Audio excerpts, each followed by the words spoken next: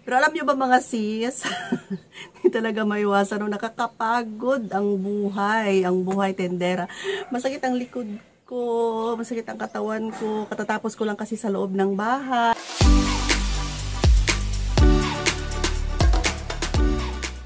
Hello mga sisi ko, magandang araw sa lahat.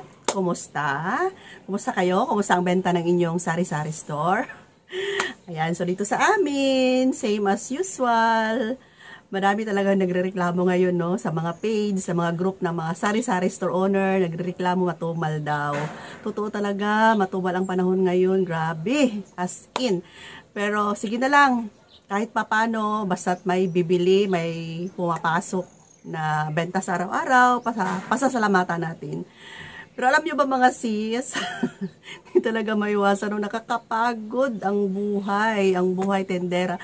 Masakit ang likod ko, masakit ang katawan ko, katatapos ko lang kasi sa loob ng bahay. Si Ate Rose ninyo ay tendera, labandera, kusinera. Pero bago ko ipagpatuloy ang aking sasabihin, para hindi kayo aalis, mai-open ako na parcel, kararating lang nito. So, i-open natin to para makita nyo, baka magustuhan nyo.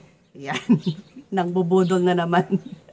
Nandadamay na naman ako sa pangbubudol sa inyo. Okay. Do, depende lang din sa inyo kung magustuhan nyo. Gusto ko itong i-share sa inyo kasi nakita ko to siya na vlog.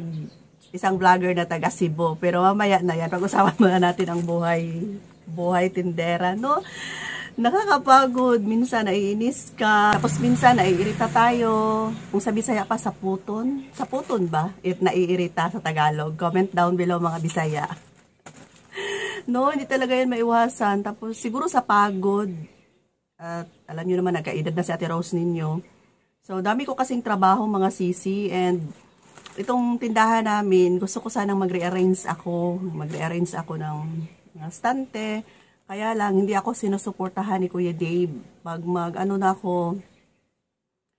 magpaalam na ako sa kanya na tulungan mo ako, mag-rearrange tayo. Dami niyang reklamo, hindi niya ako sinusuportahan. Shout out sa aking BFF na si EG Kimpo Vlogs. Silang dalawa talaga mag-asawa. Ako sa kanila, yung believed ako sa kanila. Kasi nga, lagi silang nag-a-arrange ng kanilang tindahan. Silang dalawa mismo magkasinabot o magkaintindihan.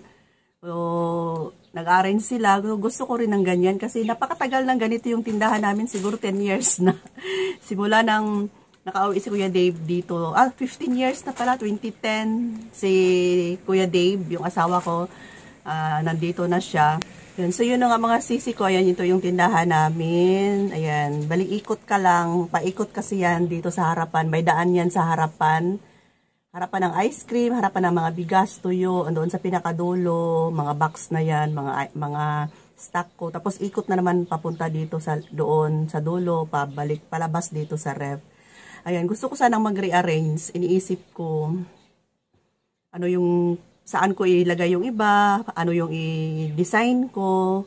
Yun na nga, pag mag-usap kami ni Kuya Dave, sabi niya tama na daw tong arrangement ko.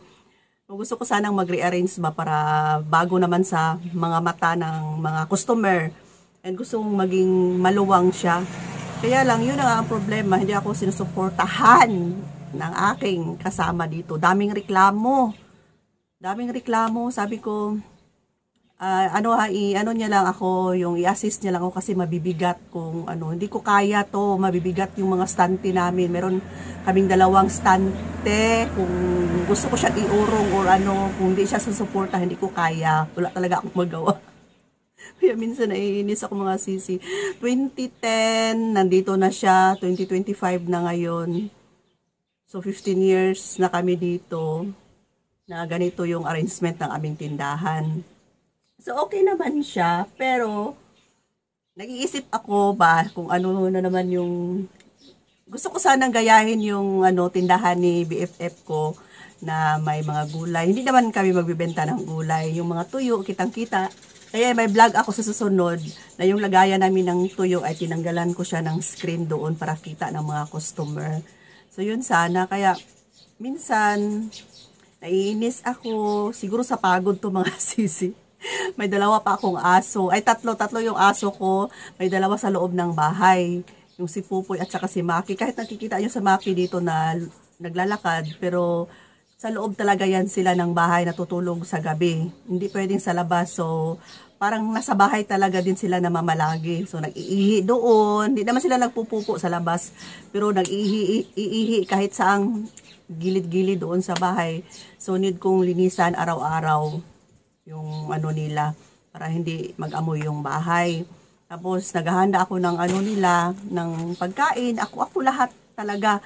Naglalaba ako lahat. Kaya siguro resulta na rin ito sa pagod ko. Kaya ako naiinis. Huwag nyo na lang akong pansinin. Gusto ko lang ipalabas yung nararamdaman ko. Sakit kasi likod ko mga sis. Katatapos ko lang nagmap, naghugas ng pinggan. Tapos ngayon, andito na naman ako sa tindahan. Kung andito ako, maglilinis ako. Kasi si Kuya Dave, iba talaga. Ewan ko lang, no? Si Kuya Dave, masipag naman. Pero, masipag siya kung utusan ko siya sa labas lahat sa kanya. Pero paglilinis dito, pag pupunas ng mga stante, hindi niya yan trabaho. Hindi niya ugaling maglinis. Siguro magwalis lang dito. Pero yung mga dumi-dumi sa ilalim, di talaga pareha sa akin na malilinisan ko talaga ng maayos. Tapos yung pagputol ng mga powder, mga sabon, mga swak, trabaho ko din yan.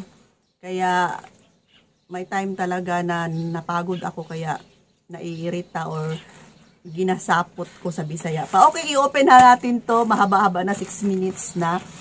Yun na nga, ito yung nakita ko sa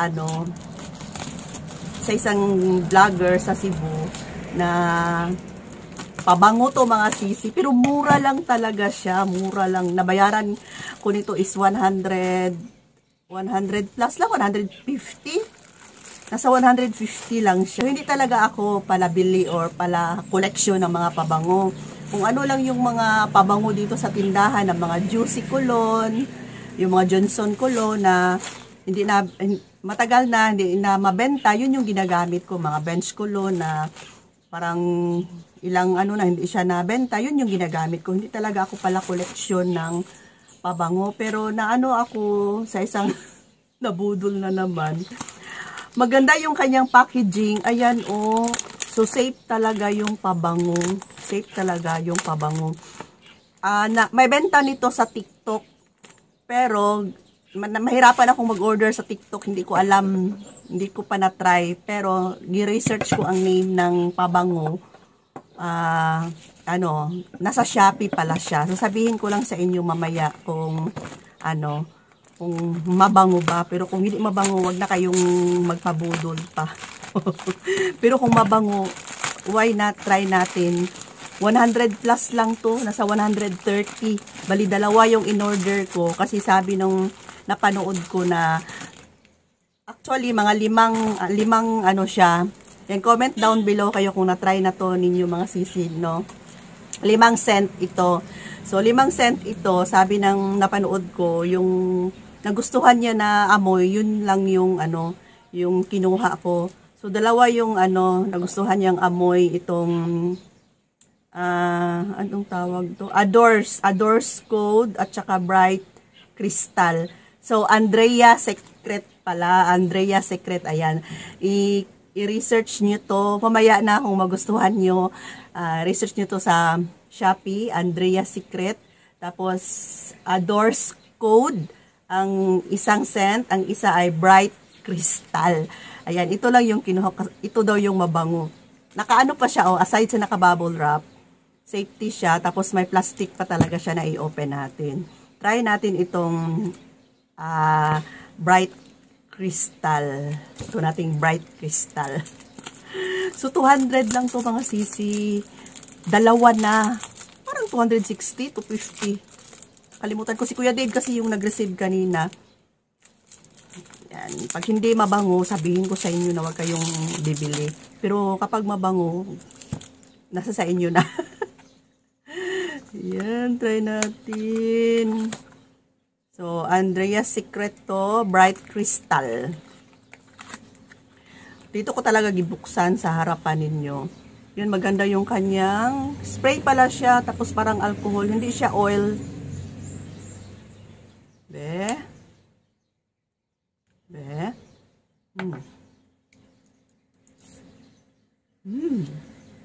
Ano to? Bright Crystal. Bango. Mabango.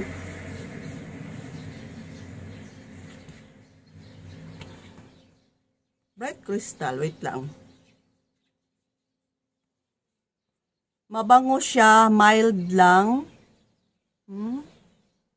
Mild lang siya. Hindi siya masakit sa ilong, mga sisi ko. Basta mabango siya. Hindi ko ba-explain kasi hindi ako mahilig sa mga mabango talaga.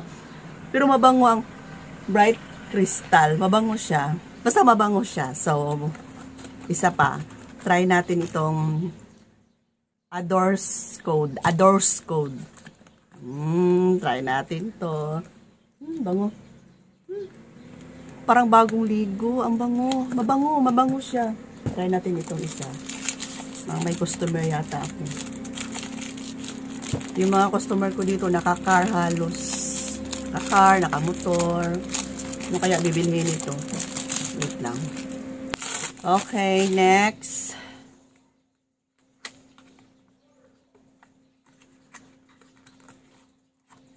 Adores Code. Sa kabilang kamay na naman.